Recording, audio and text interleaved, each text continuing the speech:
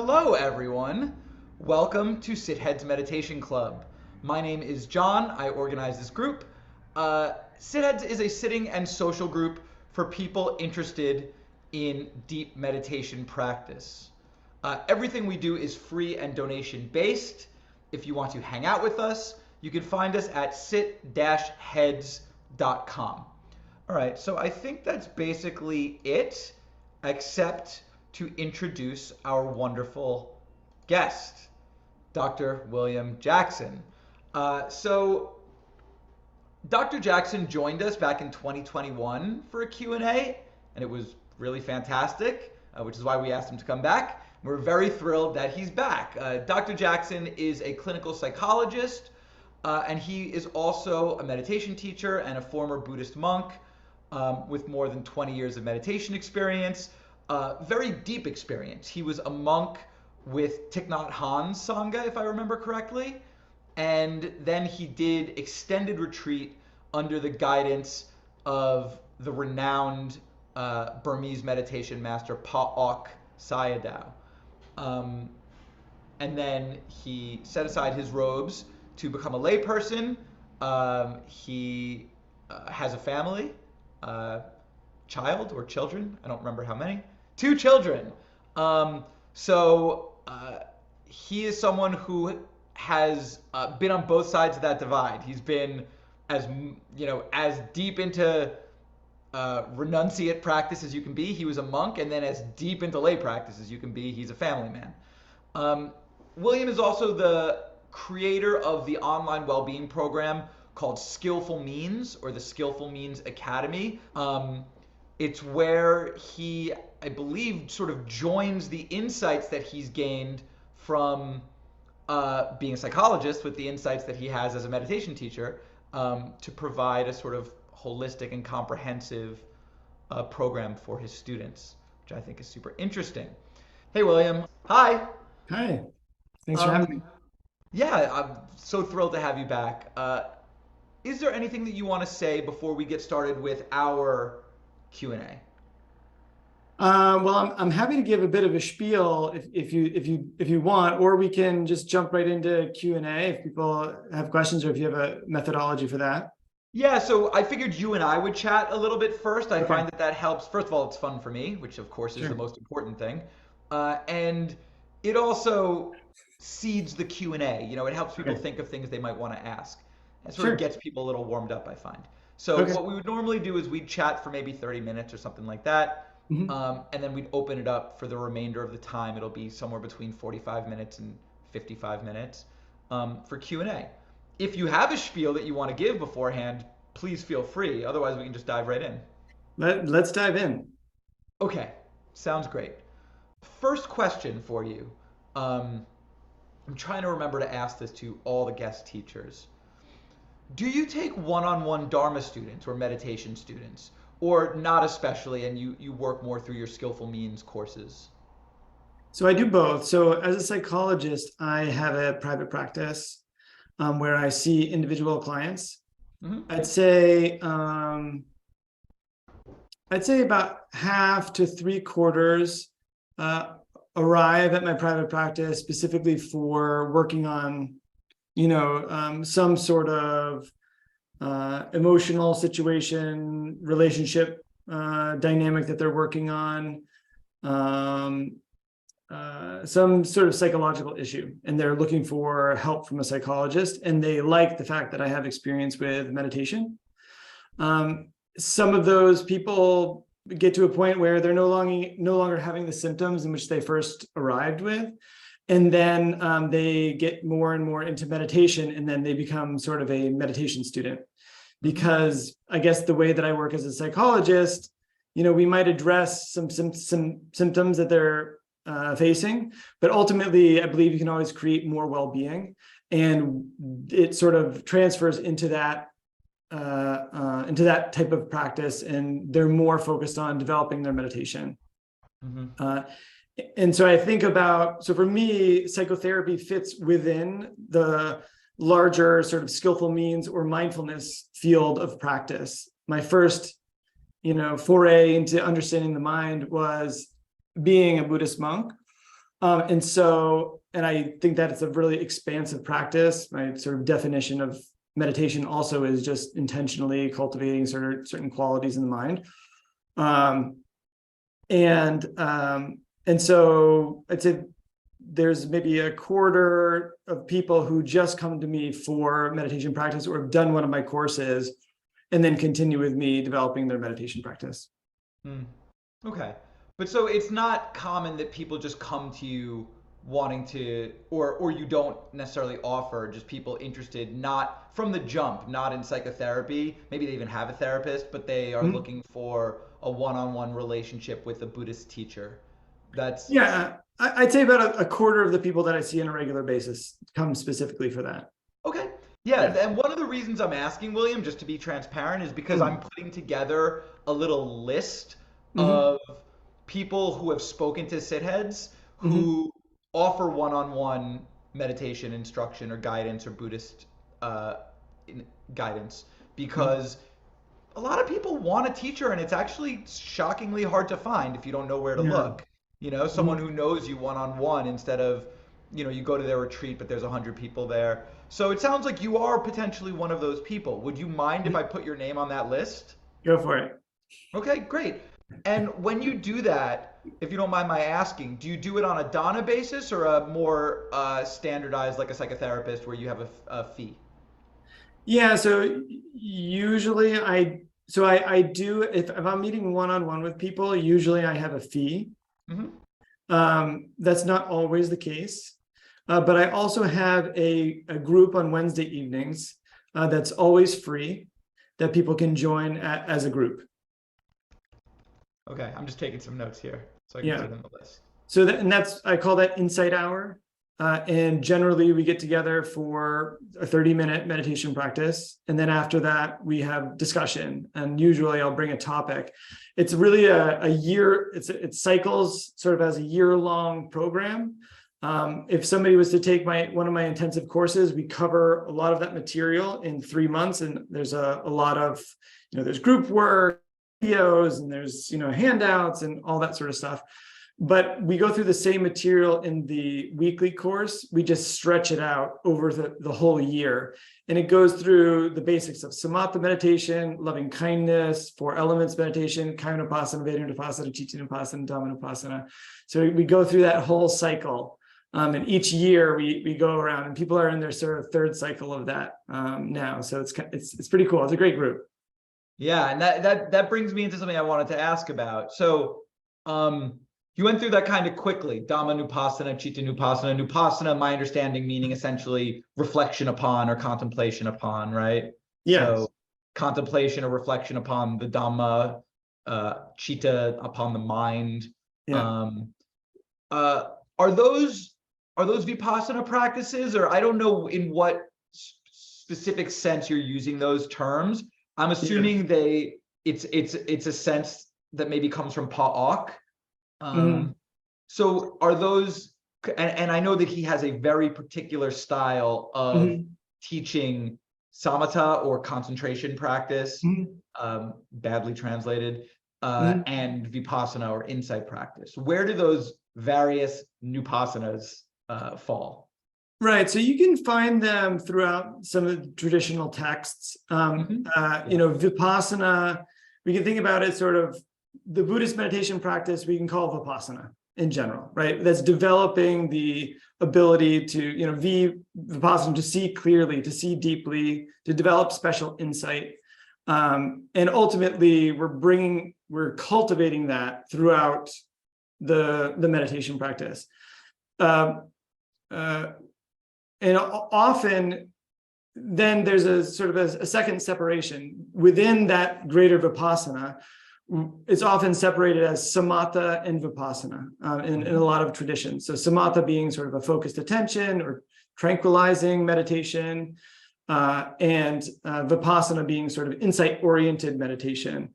And that's sometimes that artificial, dichotomy of practice. And some of them will say, it's practiced yoked, so they're practiced together or they're practiced separated. Yeah. And often I've found that in some traditions, they'll just say, hey, we're practicing Vipassana meditation. And there's not a whole lot of clear direction on what exactly you're supposed to be doing.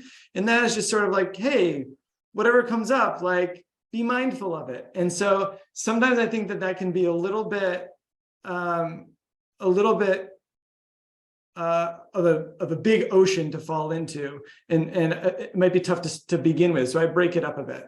Any traditions you're thinking of in particular? No. You ready to name some names?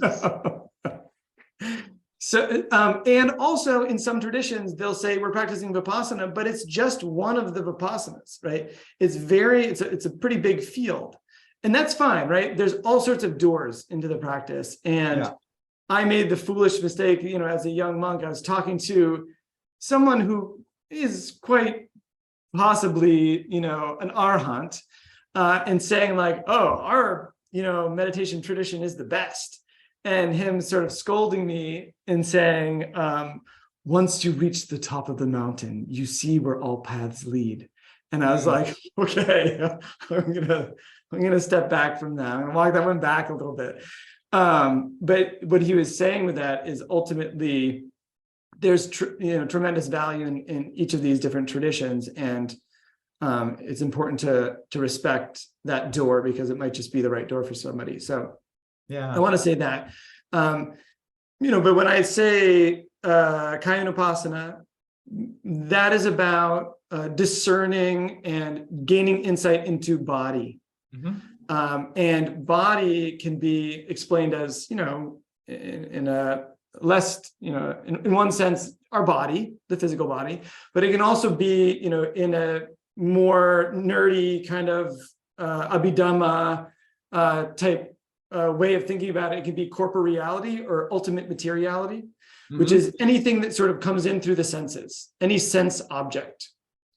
And using meditation or the state of mind that is developed to observe materiality and the impact and how we respond to materiality. And then Vedanupassana is a different type, and Chittanupassana and so on. Wait, what is it? Vedanupassana? Oh, I see the four foundations. So that's what you were saying. Sorry, you said it so fast. I didn't. Oh, sorry. So my bad. I should have been able to keep up. So Kayanupasana, the first foundation, right? Mindfulness of the body. Vedanupassana, mindfulness of hedonic tone, tone, feeling, unpleasantness, neutrality.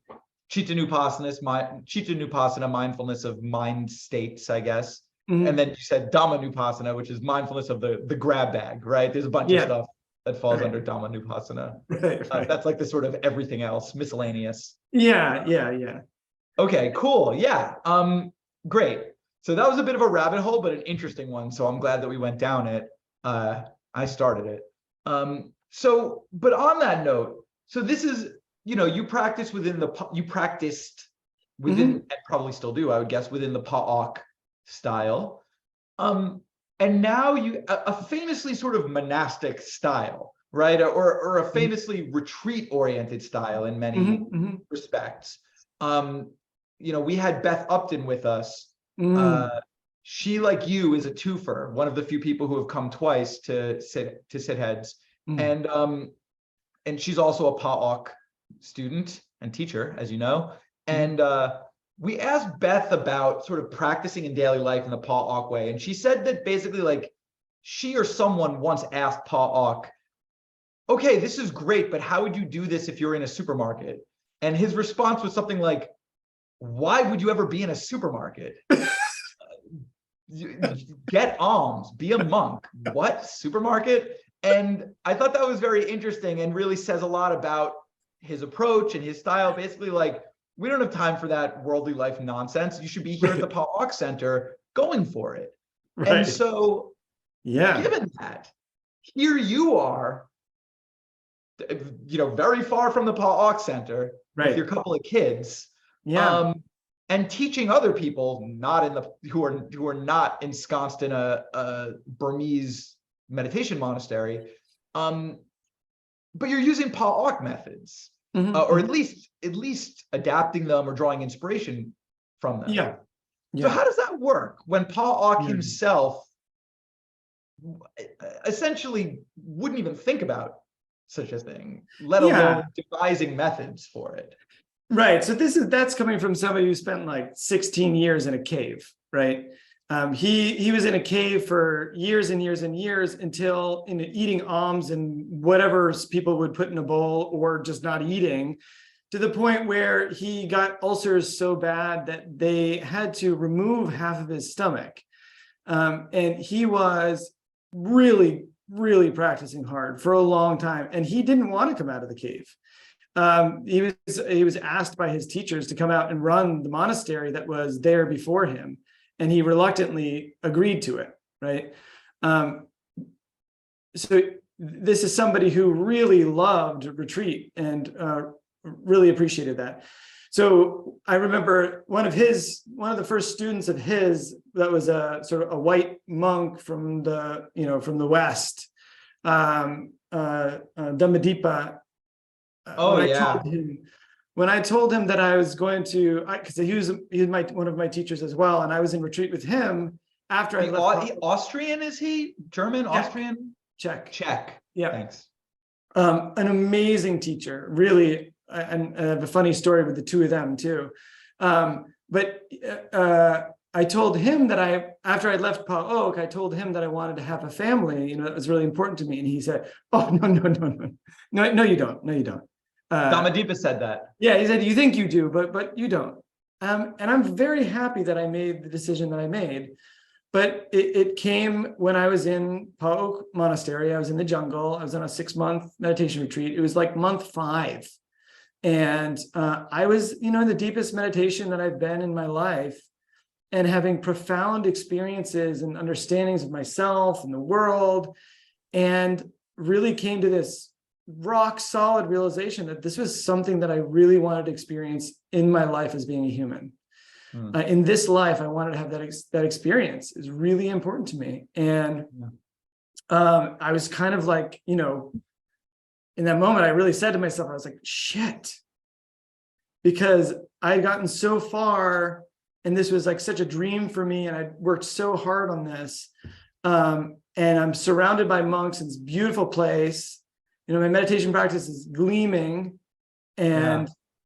and then I was like, how am I going to square that? Like, how I have to take off the robes, and then I'm going to have to make a living for a family, and so that was quite a journey. That was, I don't know, 12 years ago now or something. Yeah. You tried so hard, you got so far, but in the end, okay. Well, anyway, didn't even matter. But so I want to. All right, so I want to talk about why Pa Auk didn't want to come out of the cave and why you did. And maybe there are no answers here, but I think that it's such an interesting, this issue of having a family, or being a total renunciate. I mean, there's a really burning controversy here, I think, for almost any Westerner raised with Western values, or whatever that means, or not Western, let's just say contemporary values, the same would be true in most of the so-called East. So forget that. But my guess is that Pa Auk or Dhammadipa, I don't want to put words in their mouth, but if you ask them, why did you not want to come out of the cave? And why did I? They might say, well, because I'm more enlightened than you, because I see more clearly than you. Like Dhammadipa said, you think you want them. You think that's best for you, but it isn't. But clearly you don't believe that's true. And this is many, you've had lots of time to reflect on this. And at the time that you made the decision, you were in a position where it would be all too easy to stay in the cave. Actually, if you're out in the contemporary world, the sort of societal peer pressure is towards having the family, doing the traditional thing. Where you were, I'm sure the peer pressure was all in the other direction. Yes. And you went against that stream to do this. Right. And I noticed, we had Gil Fromsdal here a little while ago, and he did the same thing. He's the other person I'm aware of who was a monk, disrobed. There are some others. And is still very involved with the Dharma, Mhm. but is a spouse and a parent. Mhm. So why didn't he want to come out? Is there something he didn't understand that you do? Is it just a matter of personal preference? Mhm. I feel like the Buddha himself named his child fetter, right? Or, Right. Yeah. roughly Impediment. shackle or something like that. Right. Right. Fetter. Yeah. And if you were to ask at least the Pali Buddha, the Buddha as portrayed in the early Pali texts, Mhm. that guy would say, have a kid, no, be a monk. Right. And even as the, Buddha became enlightened, he was sort of like, you know, people asked him to teach, to come out and teach. And he was like, nah, I don't know about that. And then he searched the world with his, awareness and realized that Yes. he was the most enlightened person. Then he was like, crap, I guess I have to teach. But so how do we deal with this controversy? And some would argue that if you take the Buddhist teachings Mhm. at face value, the Buddhist teachings that I love, that you love, that if Mhm. you were to take them to mean what they say, then trying to sort of get anything is anything worldly or anything that has to do with the world of the senses Mhm. is a worse idea than Mhm. not doing that and focusing on training your mind, right? That if you took it really seriously, and this is something that I struggle with all the time, Mhm. um, and there is this sense, and Beth talks pretty freely about this, that like Beth is basically like, look, all those pleasures of the world, yes, I'm not saying there isn't pleasure to them, but they're a far lesser pleasure. Mhm. You get the sense that to her, in her view, Mhm. which is not necessarily the correct view, and it's clearly not your view, that from her view, again, I don't want to put words in her mouth, there's sort of a child's pleasures that she has Mhm. grown up beyond, right? Mhm. Now that she's a woman, she's putting away her childish things, Mhm. right? Can we just unpack this? I don't even have a question here. I just want to have this conversation with you. Yeah. I mean, I've thought about it a lot. And I think, there's this sort of enlightened perspective versus, a where you are perspective. And I think that in general, in the practice, that's really important to be aware of. I think a lot of people can get stuck in the practice, sort of judging themselves from the enlightened perspective, like, oh, I'm not 100% compassionate. That means like I'm a bad person and I'm doing it wrong.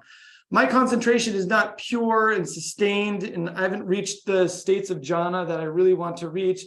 And therefore I'm failing and I'm not a good person and I'm, dirty in some way. I think really, or somebody who's doing a yoga practice and they're like, I can't get into this pose where my leg fits around my head and whatever. That means I'm a terrible yogi. I think that can be a trap for any type of contemplative practice, insight-oriented practice. I think really arriving at where am I right now and sort of what's the next step for me is really essential. And so I could, philosophically, I could have an argument about why being a monk is really important and good and really going for it and reaching enlightenment is essential. But once I arrive at really being honest for myself and what I want in the world, what I feel like is a healthy balance for me, that will actually bring me a sense of well-being, I have to be honest with myself. And that's sort of where I am. Maybe I am, childish in some way. And that's, whatever it happens to be. And then no judgment And on please myself either. know, of course, that I am certainly not calling you childish, Yeah. No. nor is Beth, who isn't here, right? Yeah, But yeah, and I love yeah. I love Beth. I'd spoken with Beth as well. She came to Pa Auk as I was leaving, Mhm. as well.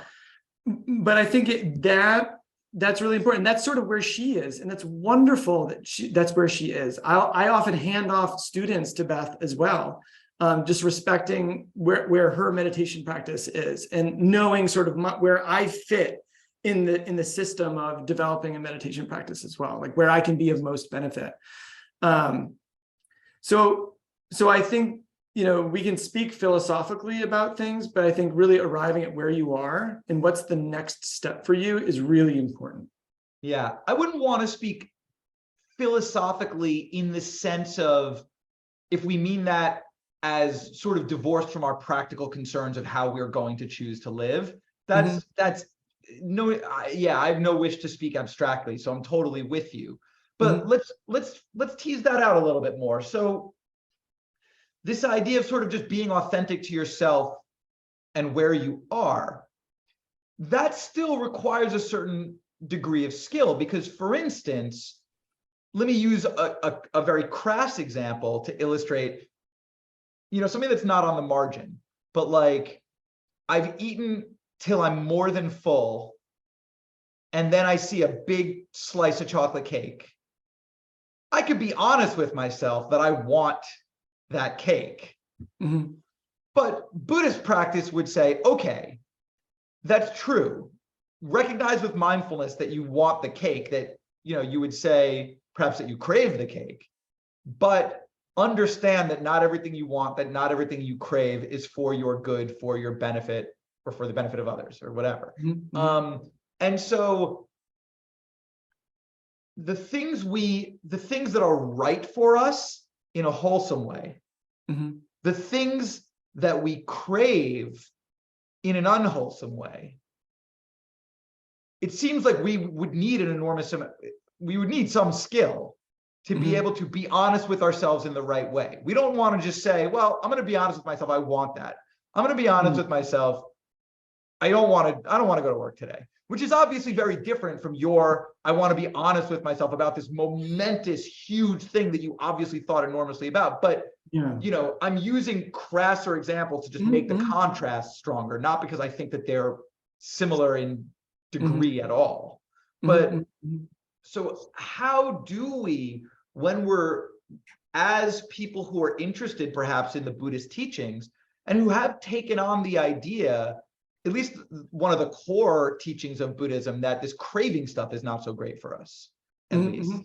Yeah. Um, how do we make sure that we draw the distinction between the sorts of things that you're sort of describing, where from a thoughtful, wholesome place, you're like, this is just right for me. This is something I wish to experience, and an Yeah. aspiration I have, versus the things that ultimately will lead to our suffering because they're rooted in craving. Right. Yeah. So maybe I can give a small example that might just further the conversation a bit. So Yeah. I was in Sri Lanka. This is after I left Pa Auk.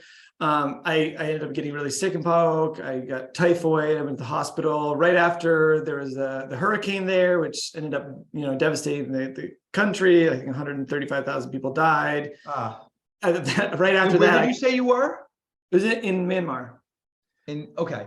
And then I got typhoid right after all that happened and had to be taken to the hospital, and I almost died, and gave me intravenous antibiotics. And then eventually, but as I was laying there in bed with intravenous antibiotics, I haven't eaten in, I don't know, it might have been a day or two, or maybe more than a day or two. And somebody in the hospital in Myanmar, they don't have food there. So people have to bring you something to eat. And it was like 12, 10.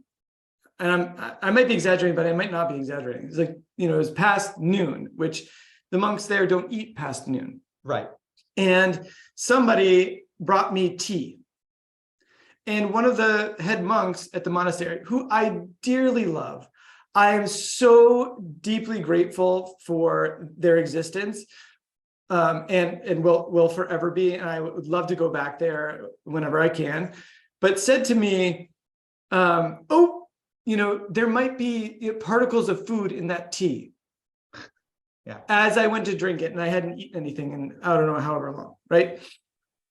Which I thought, and I said, "It's okay. I'm gonna drink the tea, even if there are particles of food in it," because they were that sort of strict about not eating after noon. So fast forward a little bit, I was sticking to that. I was vegetarian. I was sticking to that sort of regimen. This was in Burma. And then after I left, I gained a little bit of health, and then I went to Sri Lanka, and I was going to go to Nauyana, which is another wonderful meditation retreat center, which is Pa Auk tradition. but a little bit easy, a little bit not so hardcore. I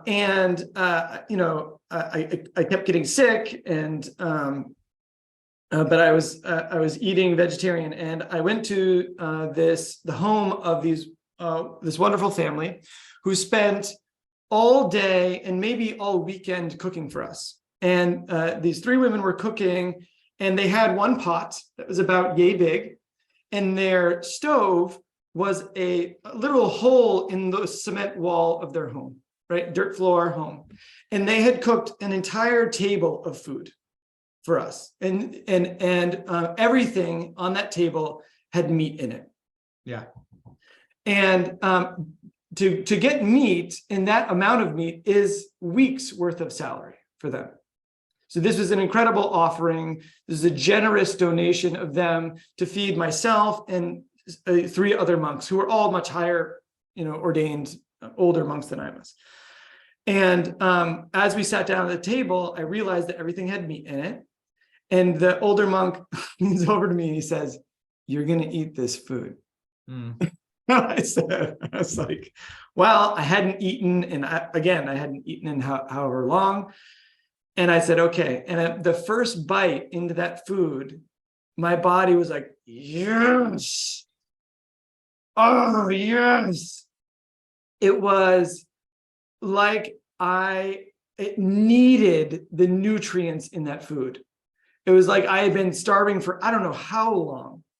And this sort of brings me back to this, and if I ever get a tattoo, I want to get the emaciated Buddha. I have little kids and I'm afraid it would freak them out if I got like an emaciated Buddha on my body somewhere.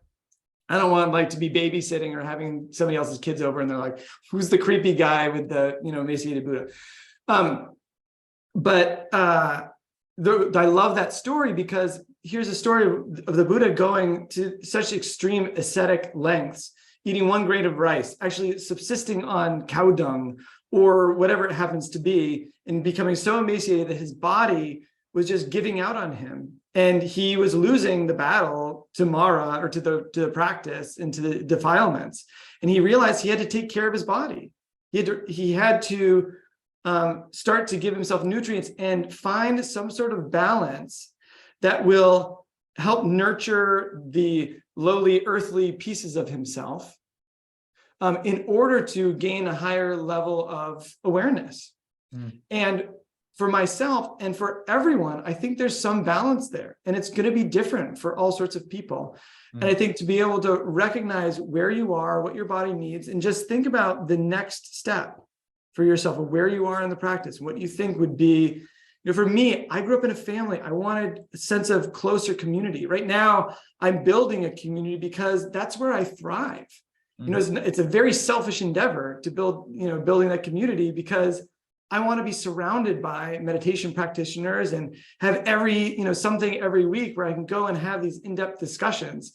It's really important to me. And to come home and snuggle with my wife and my kids, like that feeds me and allows me to keep going and keep developing and motivates me to do the wholesome things that I do in the day. Yeah. It's almost like you're drawing not just from Buddhism, but from modern psychology and other things that speak about human flourishing, almost like you were some sort of psychologist. Yeah. No, that's very well said, William. Thank you so much. And obviously, in terms of the selfishness of building community, you're of course preaching to the choir. But it really is. Is there anything better? Yeah, as His Holiness says, His Holiness the Dalai Lama says, becoming wisely selfish. Yes, that's right.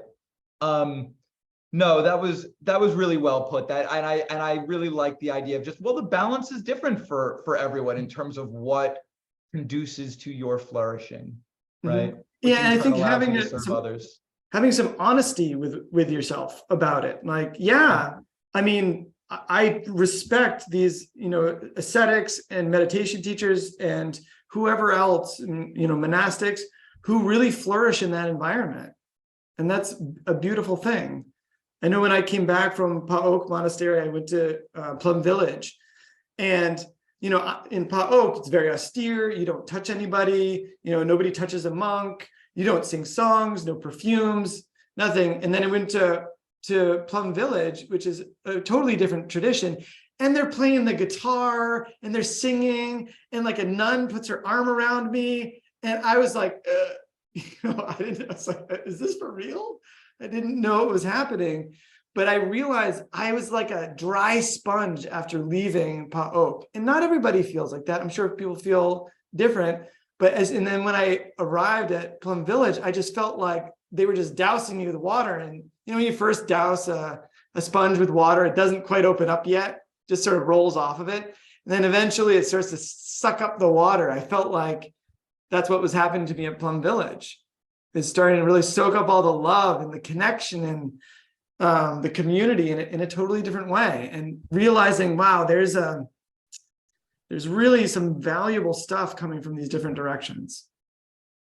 That's beautiful. And I think it's really important that there are teachers like Beth with Beth's orientation. And I think it's really important that there are teachers like you with your orientation, sharing these sorts of teachings. And so, I bow to you for that. I really think that's wonderful.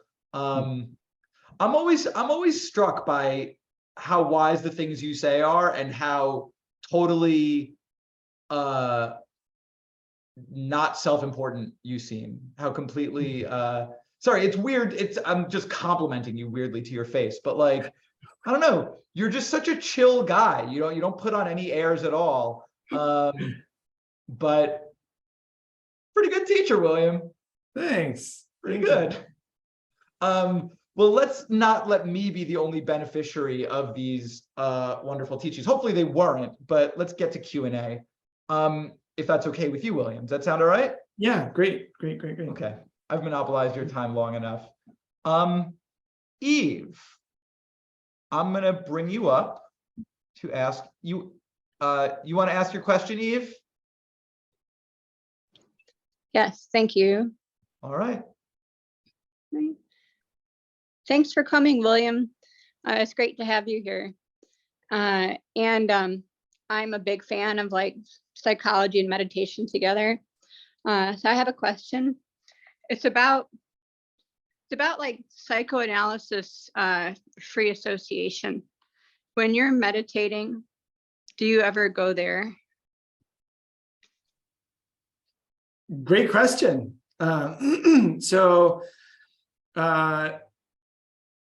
Yes. So free association. I had a meditation teacher at Pa Auk named Uravata. There's a great video from Uravata on YouTube. It's sort of something like How to Live a Meaningful Life, or I think that's the name of it. It's like a 2-hour talk. He talks very slowly, but it's one of those where it seems a little bit boring at the beginning, but then it just gets so deep, and he basically lays out the whole path. So I'd highly recommend it. But he used to say to me when I began the meditation practice at Pa Auk, I would tell him the content of my meditation, or I would tell him how I was feeling, and he was very blunt in the sense that he would say things like, "Wow, you complain a lot," but he would say it in a way that I felt loved, in this beautiful way. But one other thing that he would say to me is he would say, "Oh, you fell in the river." And what he meant is he would say, this is bhavanga. This is sort of maybe our stream of consciousness, place where our mind usually goes, our sort of habitual mind.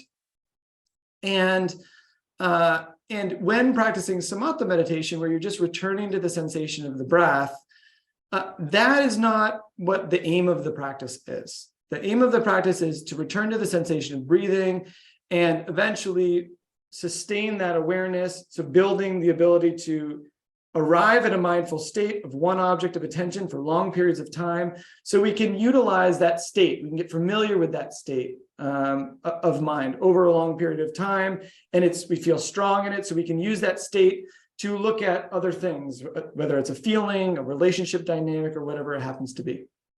So that being samatha meditation. That being said, distracting thoughts or bhavanga or watching what your mind does can be an incredibly valuable practice.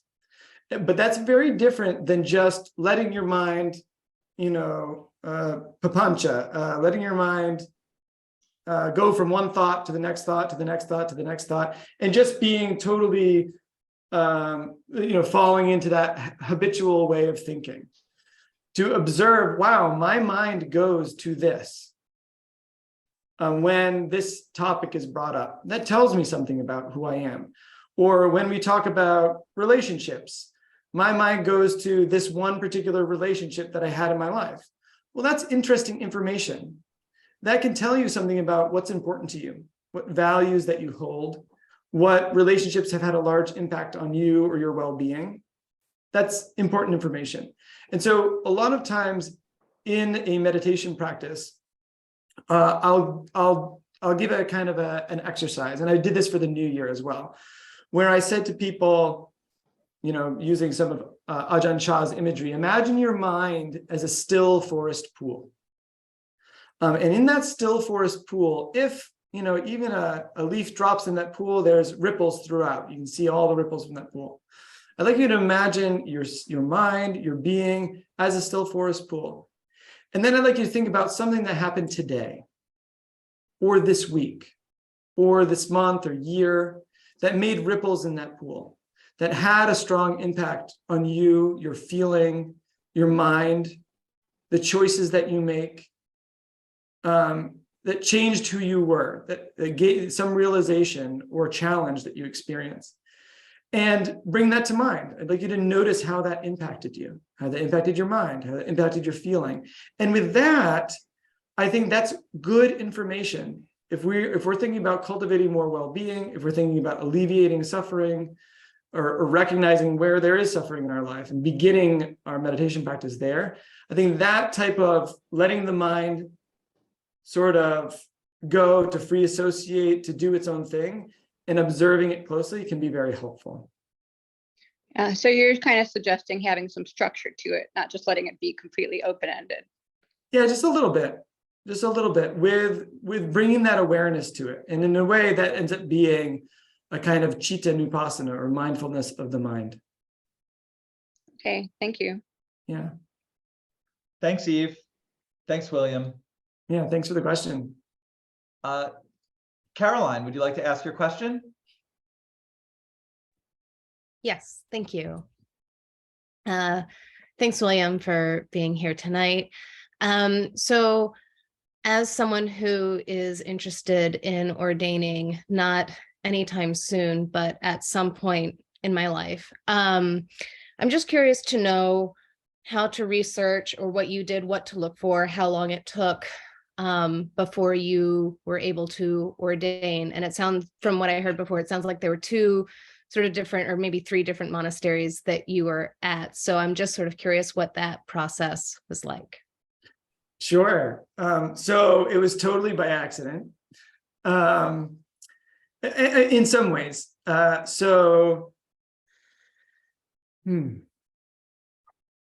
When I was, I won't go all the way back because that's a long story, but about my junior year in college, I found a book by the Dalai Lama called How to Practice, The Way to a Meaningful Life. It's a simple sort of pocket type book.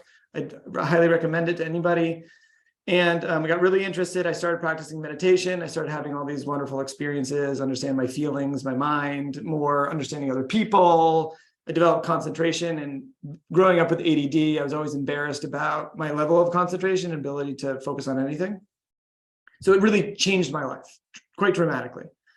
And then I went back to my school, and there happened to be a monk there.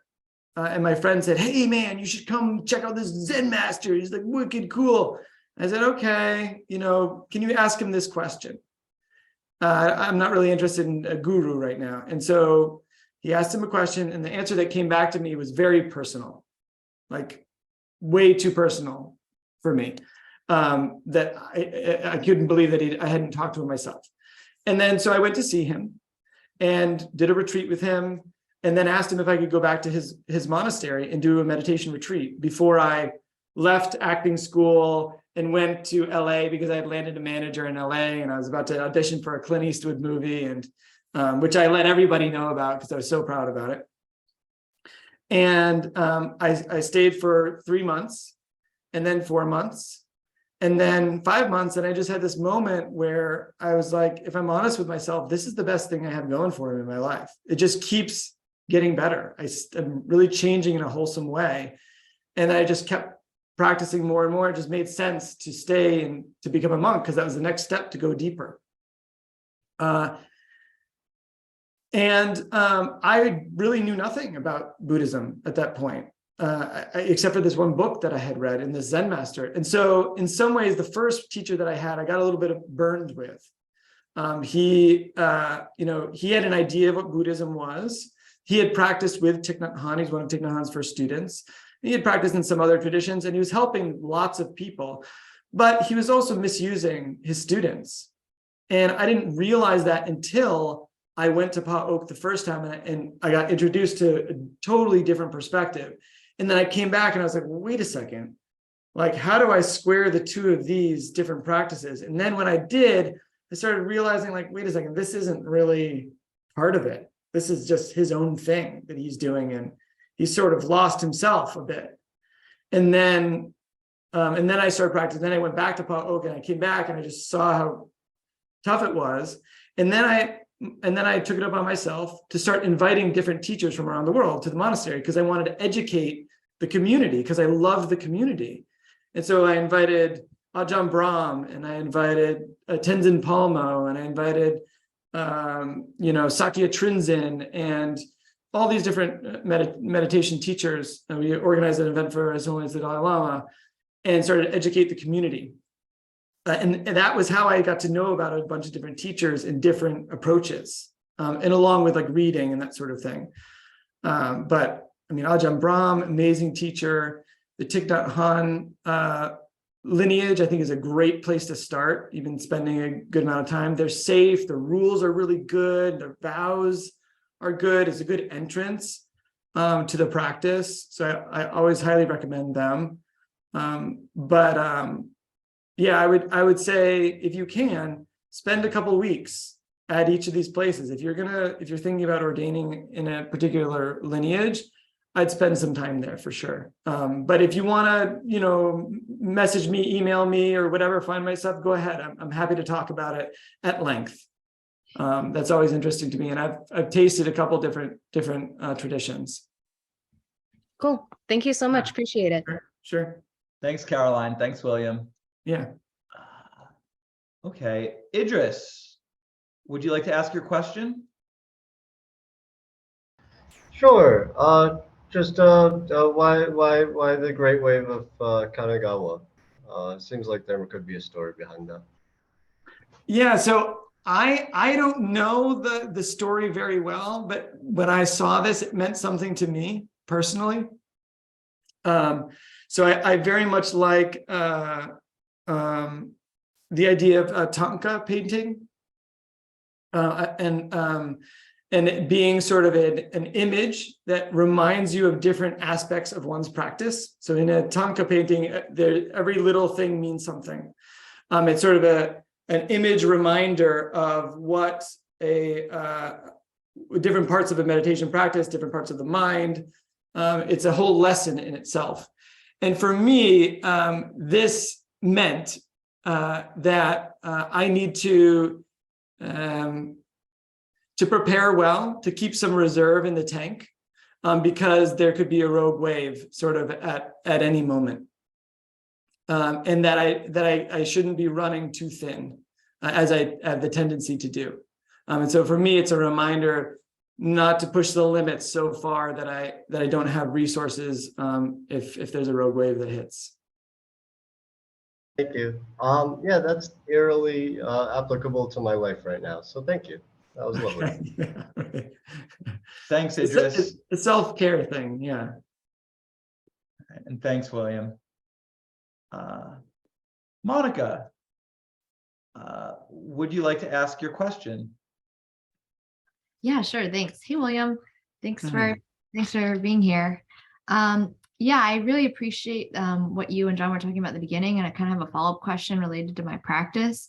So in July, I signed up for an IMS retreat for a month, and I've done longer retreats before, but I kind of like just figured out that they want all the retreatants to follow the 8 precepts.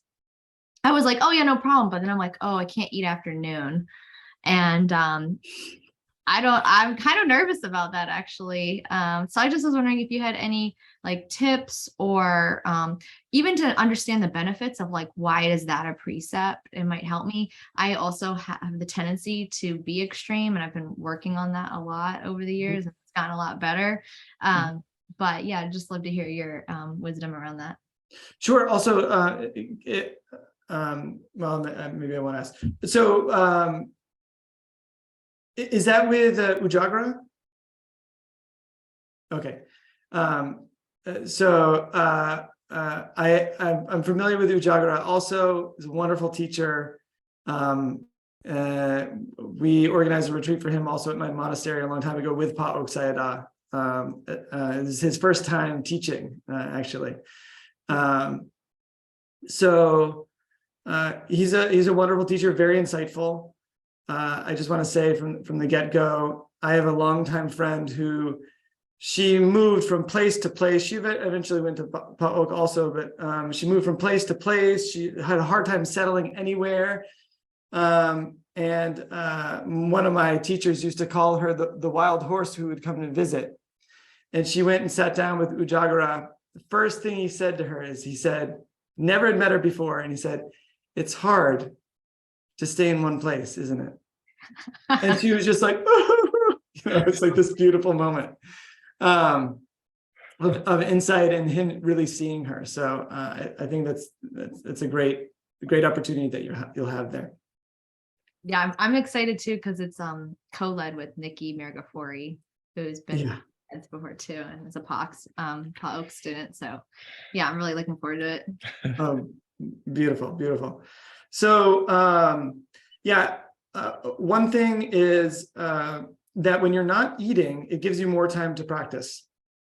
I mean, in a really simple way, in terms of going to the bathroom, in terms of just having another hour plus to practice. And, in Pa Auk tradition, you're doing 10, 14 hours a day of meditation practice, formal practice. And so, you're eating, you're drinking, you're going to the bathroom, and you're sleeping, 6, 7 hours, and then you're meditating. And so I think one piece is just to have that time. The other thing is you get really sensitive to how your body responds to food. And you'll see that depending on the food, it changes your cognition, right? It will change how you think, you're watching your mind really closely. You'll see all these different things that affect your mind, several weeks in. And actually not having food in the body for a long period of time does help the mind to settle quite a bit. And it can be the flip side of it is it can be intoxicating. Mm-hmm. It can feel, and I think this is speaking from the psychologist perspective, this is one reason why anorexia is so enticing, because there's this power that that comes from it, this control over the body, and that's really hard to shake. Because it feels almost wholesome. It feels like good that you feel powerful when so many things feel out of control. There's a biological thing that happens there too. So that's just sort of a caveat there. And then another thing is making sure that you're getting enough protein to help balance the blood sugar. If they allow you to have any supplements as well, that can be helpful just to feel, stay sort of healthy. And generally, I think it's much harder for younger people to eat that little amount just because of their metabolism. I think I had a much harder time when I was younger doing that practice, but now I think I could do much better. And I eat very lightly in the evening anyway, just getting a little bit older and metabolism slowing down slightly as well. The other piece is you're not doing very much other than sitting there. And let me give another sort of some context there, though. I think in the long run, if you're practicing on a regular basis and your meditation practice gets really strong, your mind is in shape, then you're not doing a lot. And so it fits better for there not to be as much eating. But actually, in that month, if you're not usually meditating that much, it's a heavy lift. You're actually going to be doing a lot. And so getting your sleep is important. And you are going to be expending a lot of energy. Sort of just coming back and sustaining and coming back for hours and hours and hours. And so it is important. Last thing I'll say about it is I was in Pa Auk Monastery. This is the most strict monastery that I've ever been to. And I was only eating, I ate once at 5 a.m., once at 10 a.m., and then didn't eat for the rest of the day. And I weigh 165 pounds now, and I'm not overweight or whatever. I weighed 135 pounds by the time that I left. And one day after being there for 3 or 4 months, I walked behind the Sema Hall, and there's this little hut where all the young monks were going. And I was like, I'm feeling comfortable now. I want to go into the hut and make friends and see what other people are doing. And I go in, they're all eating these little bits of food. And I was like, what's the deal? If I'm the only one who's not eating, and I said, what are you all eating? And they said, oh, medicine. And I was like, oh, okay. Well, can I have some medicine too? And basically it was dried lime that they would eat, like limes, and they would chew on it and they'd eat it. And that was just to sustain them a little bit. So,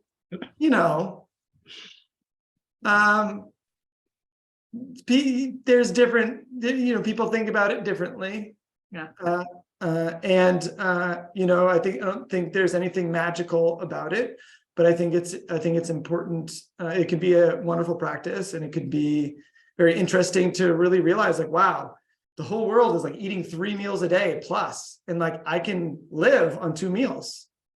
I can live and be fine on eating 2 meals. Is a sort of a interesting thing that happens. So I hope that's helpful. Yeah, no, definitely is. It definitely is. Thank you so much. Thanks, Monica. Thanks, William. Good luck with your precepts, Monica. It's not so bad. Yeah. Let's see. Oh, someone asked, and then we have another question, but someone sent me directly. William mentioned a 2-hour YouTube talk, How to Live a Meaningful Life. What was the name of the speaker? Revata. R-A-V-A-T-A? R-E-V-A-T-A. R-E-V-A-T-A. Revata. Okay, thanks. Teddy, would you like to ask your question? I would. Thank you, John. Hi, William. Appreciate you being here. Thank you.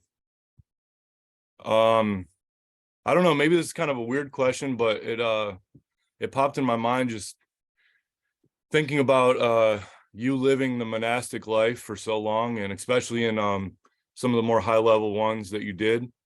I noticed my practice, the more I meditate, the more time I have at it, the more time I think about the Dhamma, it just gets interesting. Being surrounded by so many advanced meditators, do you have anything you can share with the class? Like me, I've never been to a monastery, and maybe some of us haven't. I would think it would get pretty interesting just being around some heavy meditators. Is there anything you can share about that? And so I have lots of stories.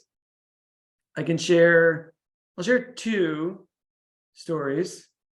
I'll just share, and We've okay, we have a couple minutes. So it's a great question.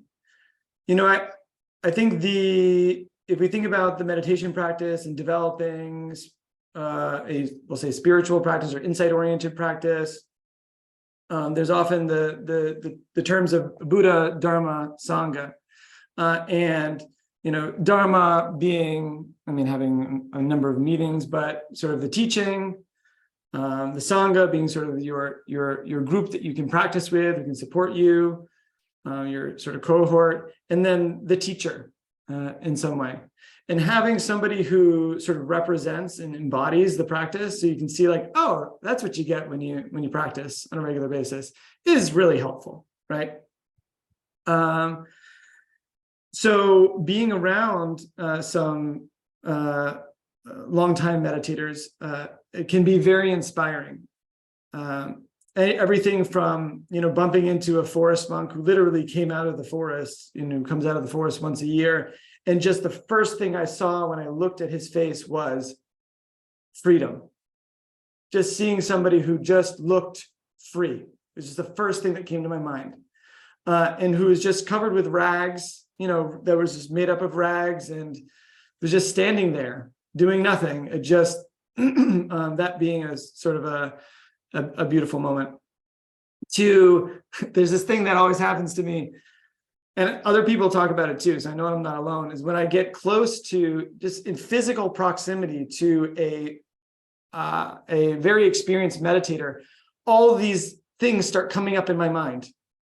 You know, all these things that I could work on, or that I want to, you know, practice with, or things that I'd forgotten that are really important to me, you know, all of a sudden flood to the top of my mind. It's like, you know, just the power of their mind sort of changes how you perceive the world.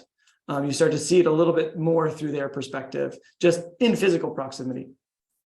And there's got to be some, you know, biological thing, I'm sure, going on there as well. I'd like to give a personal anecdote, which I think was really helpful for me, and there was a realization that came about because of it. And this is with a monastic that I came in contact with, who was part of the Dalai Lama's retinue. So we were organizing an event at the Commerzbank Arena in Frankfurt, Germany, for His Holiness the Dalai Lama. It's like a 3-day event, and he travels with a retinue. And there's all of these like myths about the Dalai Lama coming, like the day before he comes, there's a great storm and it rains, and then the air is clear for him to give the teaching, and all this sort of stuff, which did happen, by the way. But, you know, I think taking everything with a grain of salt. But I had the nice room in the monastery. So I had the nicest room that I lived in. I was the assistant to the teacher. But what that meant was that every time we had a visiting teacher, I got kicked out of my room. So one of these monks that was part of the Dalai Lama's retinue sort of came, and he was going to be staying in my room. And we were welcoming them as they came in. And he came in the door and went right for me. He just came right at me, and he put his arm around me, and he held my hands.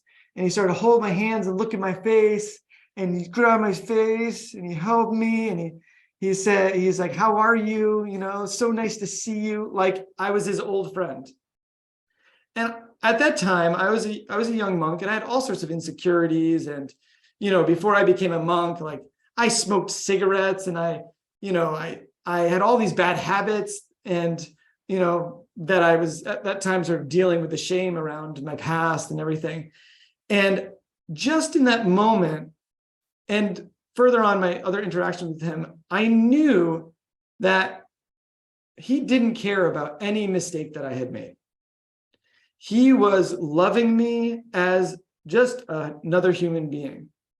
And I could have told him any, you know, terrible thing that I had done in my life, and he still would have given me love. That was sort of the feeling that I had from him. And in that moment, I hadn't met another person in my life who treated me in that way.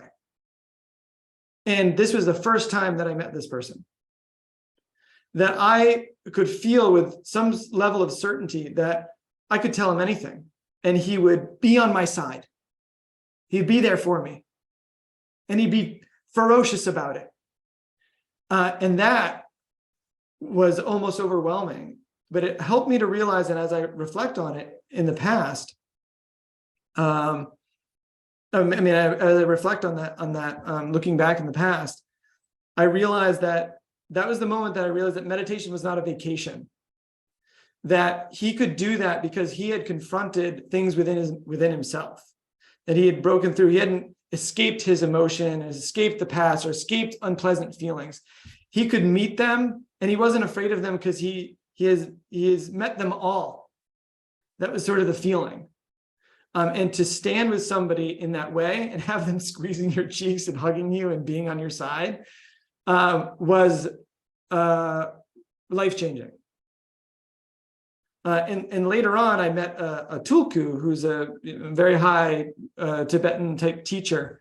And I had the same experience with that tulku, except this time I just uncontrollably started sobbing. And I don't cry very much at all, but I just started sobbing. I couldn't even talk. And he was like used to it. It's sort of like, yeah, this happens all the time type approach. And we were there to like ask him questions. And the whole time I was just like, and then afterwards I got out and the other monks and nuns were like, what is wrong? What's wrong with you? What were you doing?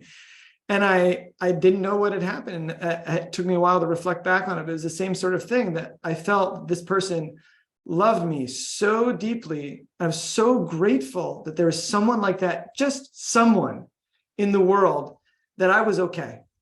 No matter what I've done in my life, no matter what I ever do, this person says, you're okay. I know that you're trying. And I think that's life-changing. So I would highly recommend, if you have the opportunity to meet, to talk to, you hear there's a monk nearby, you just go. You don't have to ask them any special questions, just stand near them. Just look at them. Just watch how they move their body. And it could be a tremendously valuable experience. Tears are in my eyes right now because respectfully, I think I'm in the presence of one right now. Thank you for sharing that with me. Thank you. Thanks. Thank you very much, William. Thank you, Teddy. So that seems like a nice place to wrap up, doesn't it? We got all our questions answered, which is wonderful. No more questions left to be asked. You have answered every conceivable one. Thank you so much, William. That was another banger. What can I say? I so love when you join us. I hope you'll come back and make it a three-peat sometime. Sure. Really very grateful for you and what you do and what you share, and the different strains of wisdom that you bring together. So I appreciate it very much. William, is there anything you want to say here at the end before we close? Just that if anyone would like to join our Wednesday evening class at any point, please feel free to do that anytime. It's sort of a drop in, and you can find information about that on our website. Perfect. So William, thank you again so much for being here. Thanks for your teaching. Everyone who's here with us, thanks for your time. Thanks for your attention. Thank you for your practice. It's been wonderful being here with you all. And I hope you have a good night. Thanks so much, everyone. John. Good night.